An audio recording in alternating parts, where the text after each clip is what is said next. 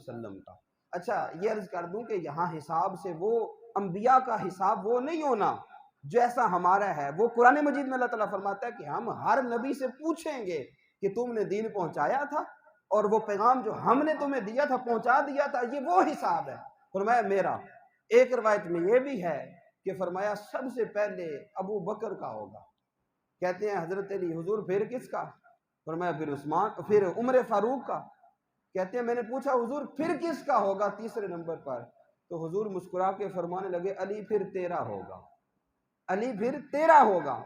اب حضرت علی فرماتے ہیں کنز المال کے الفاظ ہیں، حضرت علی فرماتے ہیں میں نے دل ہی دل میں سوچا تیسرا نمبر میرا ہے نہیں، تیسرا نمبر میرا ہے نہیں، نمبر تو کسی اور کا ہے۔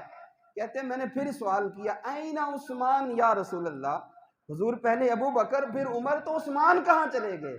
تو حضور نے فرمایا کہ عثمان کا حساب ہی نہیں ہونا، عثمان کا حساب ہی نہیں ہونا۔ حضرت علی کہتے ہیں یا رسول اللہ ان کا حساب کیوں نہیں ہونا؟ حضور فرماتے اس لیے کہ میں نے عثمان کے لیے دعا کر دی ہے اے اللہ میرے عثمان سے حساب نہ لینا، میرے عثمان سے حساب نہ لینا۔ حضرت علی کہتے ہیں میں نے عرض کیا حضور اوروں کے لیے کیوں نہیں کی، صرف عثمان کے لیے یہ دعا کیوں کیا، اوروں کے لیے کیوں نہیں کی؟ تو حضور علیہ السلام نے فرمایا میں نے اللہ تعالیٰ کی بارگاہ میں عرض کی تھی مالک تو آدم کا حساب لینا چاہے لے لے تیری مرضی ہے، تو ابراہیم علیہ السلام کا حساب لینا چاہے لے لے تیری مرضی ہے، تو سارے انبیاء کا لینا چاہے لے لے تیری مرضی ہے، مجھ محمد کا لینا چاہے میں حاضر تو میرا حساب لے لے، میرے ابو بکر کا لینا چاہے تیری مشیت ہے، میرے عمر کا لینا چاہے پھر بھی تیری مشیت ہے، علی کا لینا چاہے یہ بھی حاضر ہے، لیکن مالک عثمان کا حساب نہ لینا، مجھے ڈر ہے کہیں وہ تیری بارگاہ میں شرما نہ جائے، کہیں تیری بارگاہ میں شرما نہ جائے، میرے رب نے مجھ سے وعدہ کر لیا میں سب کا حساب لوں گا، عثمان کو بغیر حساب کے جنت میں داخل کر دوں گا۔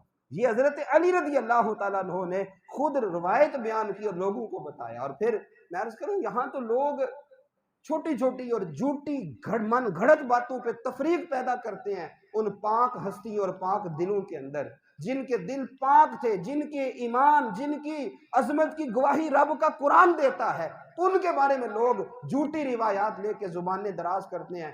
آپ کو پتہ ہے جب حضرت علی رضی اللہ عنہ کی شادی ہوئی تھی 3 ہستیاں تھیں جنہوں نے مشورہ دیا تھا، ایک حضرت ابو بکر، دوسرے حضرت عمر اور تیسرے حضرت سعد رضی اللہ تعالی عنہ، وہ جن کے بارے میں حضور نے فرمایا تھا لوگوں کھڑے ہو جو سعد تمہارا سردار آ رہا ہے۔ انہوں نے حضرت علی سے کہا تھا علی بڑے بڑے لوگوں نے رشتہ پوچھا ہے، لیکن حضور نے جواب نہیں دیا، جاؤ جا کے قسمت آزماؤ۔ حضرت علی کہتے ہیں ان کے مشورے پہ میں گیا مسجد نبوی تک، میرے ساتھ چلے، کہا آگے اب خود جاؤ۔ حضرت علی فرماتے ہیں میں بھی گیا، حیا کی وجہ سے بول نہیں سکا، لوگ آتے رہے بولتے رہے، کوئی بات کرتا، کوئی بات۔ کافی دیر بعد حضور نے مجھے فرمایا علی کیوں آئے ہو؟ تو میں بول نہیں سکا، تو حضور خود ہی فرمانے لگے لگتا ہے میری بیٹی کے رشتے کے لیے آئے ہو۔ میں نے ہاں میں سر ہلایا، فرمایا تمہارے پاس کیا ہے؟ عرض کی حضور ایک زیرہ ہے اور ایک تلوار ہے۔ فرمایا تلوار اپنے پاس رکھو، جنگی اسلحہ ہے، زیرہ کو جاؤ بیچ کے آؤ تاکہ کوئی حق مہر کا سلسلہ بھی ہو جائے اور دیگر جو اخراجات کچھ ہیں وہ سلسلہ ہو جائے۔ عرض کی جی یا رسول اللہ۔ اب گئے، اب حضرت علی رضی اللہ عنہ بازار میں گئے نا تو وہاں بولی جیسے ہمارے ہاں منڈی میں بولی لگتی ہے تو آپ نے زیرہ کی بولی لگوائی، جی خرید لیں، اس کی بولی لگ رہی ہے، کوئی 1 درہم 2 درہم، چلتے چلتے 4 درہم پہ بولی رک گئی، اور اتنے میں حضرت عثمان غنی رضی اللہ تعالیٰ عنہ وہاں سے گزرتے گزرتے آ گئے۔ آپ نے دیکھا کہ علی شیر خدا کی زیرہ کی بولی لگ رہی ہے، کہا کتنی بولی لگی ہے؟ جی 4۔ آپ نے فرمایا رکو، آپ خریدنے کے ارادے سے نہیں آئے تھے، ویسے گزر کے جا رہے تھے۔ آپ نے تھیلا پکڑا اور اس میں جو بھی اشرفیوں کی تھیلیاں تھیں وہ نکال لی، سونے کے سکے۔ اب جناب کہا گنو، گننا شروع ہوئے، 100 200 300 400، یہاں تک کہ جس زیرہ کی 4 درہم بولی لگی تھی 480 سونے کے سکے آپ نے پیش کر دیے۔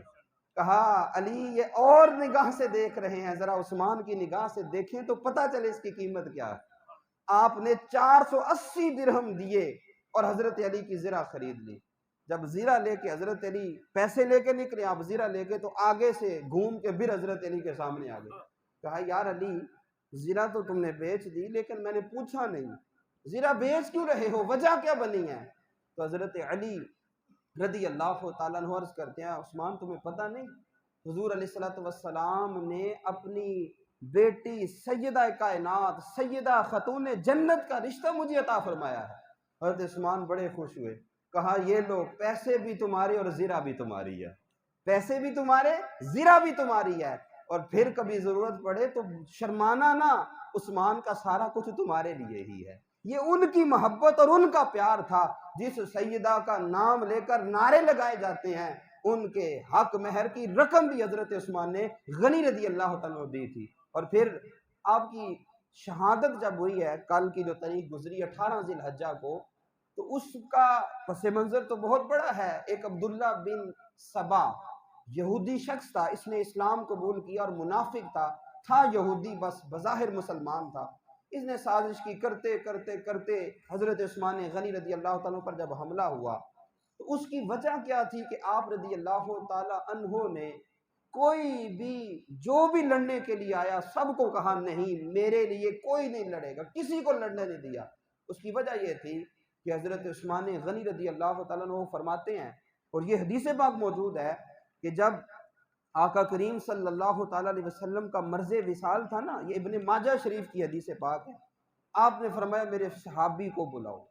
لوگوں نے کہا کس کو؟ جو ساتھ گھر والے تھے۔ فرمایا عثمان غنی کو۔ حضرت عثمان غنی کو بلایا، حضور نے کچھ خاص باتیں کی، پھر حضرت عثمان چلے گئے، اور جب آپ کی شہادت ہوئی اس وقت آپ نے بتایا کہ حضور نے مجھ سے وعدہ لیا تھا عثمان ایک وقت آئے گا لوگ تیری خلافت تجھ سے چھیننا چاہیں گے لیکن تو نے خلافت کی قمیص نہیں اتارنی اور ثابت قدم رہنا ہے۔ حضرت عثمان غنی فرماتے ہیں حضور نے مجھے یہ بھی بتا دیا تھا عثمان تم سورہ بقرہ کی تلاوت کر رہے ہوں گے اور فَسَيَكْفِيكَهُمُ اللَّهُ وَهُوَ السَّمِيعُ الْعَلِيمُ، یہ آیت ہوگی عثمان جس پہ تمہارا خون گرے گا۔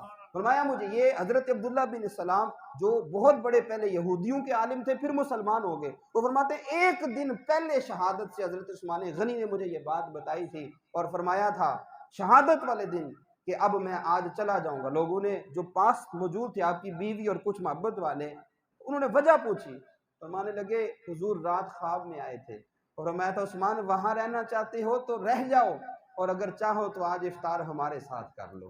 میں نے عرض کیا حضور مجھے آپ کا ساتھ چاہیے، تو آپ قرآن مجید کی تلاوت کرتے ہوئے سورہ بقرہ کی فَسَيَكْفِيكَهُمُ اللَّهُ اس آیت پہ پہنچے تھے جس پہ آپ کا خون گرا تھا، تو آپ رضی اللہ تعالیٰ عنہ کی شہادت ہوئی تھی۔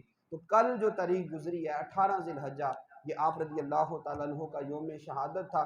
چند ایک باتیں میں نے عرض کی ہیں، ورنہ آپ رضی اللہ تعالیٰ عنہ کی ہر پہلو کے اعتبار سے شانیں اتنی زیادہ ہیں کہ جن کو الفاظ میں سمیٹا نہیں جا سکتا، اور میں وہی بات کہوں گا جو میں ہر اس طرح کی گفتگو کے بعد کہتا ہوں کہ کسی بھی مقدس ہستی حضور کے صحابہ کے بارے میں کبھی بھی دل میں کسی کے کہنے کی وجہ سے بغض نہ آنے دیں، ورنہ دنیا بھی برباد ہو جائے گی اور آخرت بھی۔ اللہ مجھے آپ کو عمل کی تو